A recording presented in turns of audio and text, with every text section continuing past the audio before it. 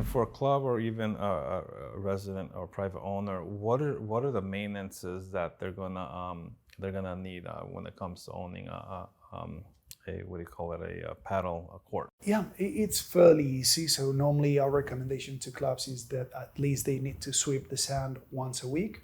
Usually the sand tends to go to the corners, so you're gonna have to move the sand all the way to cover the whole surface.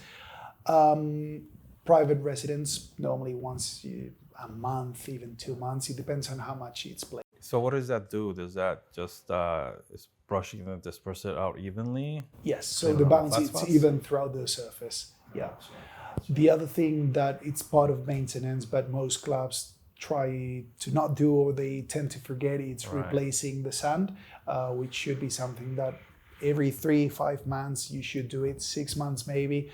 Depends again on how much use it gets. If it's super windy, where in Miami everything is windy, so the sand tends to leave the court and nobody replaces that. So 3 to 5 months. So where does the silicone go, or is it just in the air when the ball bounces? It just goes in the air and just. It goes in the air. It goes in your socks, your shoes.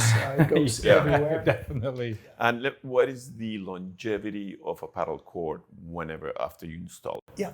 So for the structure, I cannot say permanently, but we've had courts installed 16, 17 years ago that are still there.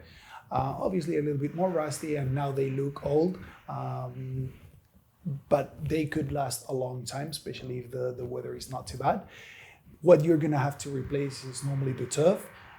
In a weather like Miami, I would say probably every 3 years, it's what I would recommend. If it's outdoors, if it's indoors, it's gonna last a little bit longer. In another environment, up to 5-7 years.